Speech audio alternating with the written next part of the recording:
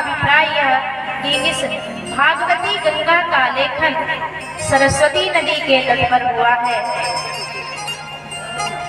गायन गंगा के तट पर हुआ है और वर्णन यमुना के तट का हुआ है। इस प्रकार से इनके भीतर यह तीनों ही नदियां समाहित हैं।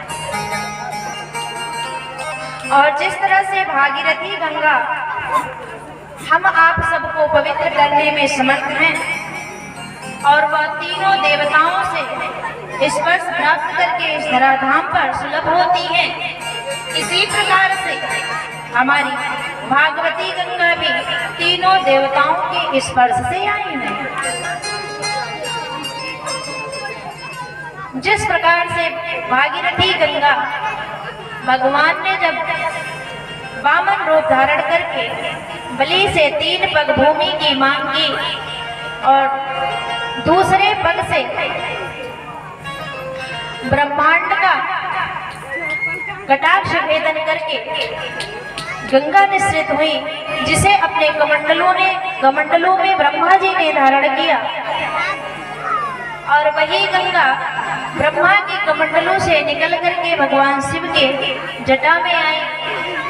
उसके बाद हम आप सबके लिए इस धराधाम पर सुलभ हुई। इसी प्रकार से यह भागवती गंगा सृष्टि के आरंभ में भगवान नारायण के मुख से निश्चित हुई, ब्रह्मा जी के पास आई, ब्रह्मा के द्वारा नारद के पास, नारद के द्वारा वेद व्यास जी के पास और वेद व्यास जी के द्वारा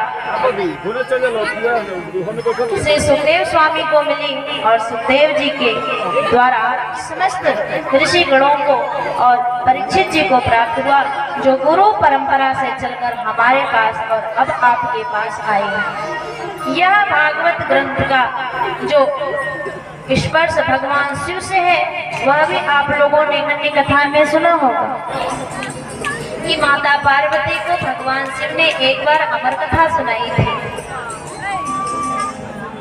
वह अमर कथा कोई और नहीं, यह भागवत कथा ही है। इस प्रकार से यह तीनों नदियों को समाहित किए हुए है। त्रिवेणी संगम है, अपने आप में त्रिदेवों का आशीर्वाद है, भगवान कृष्ण का साक्षात वांगमय स्वरूप है। और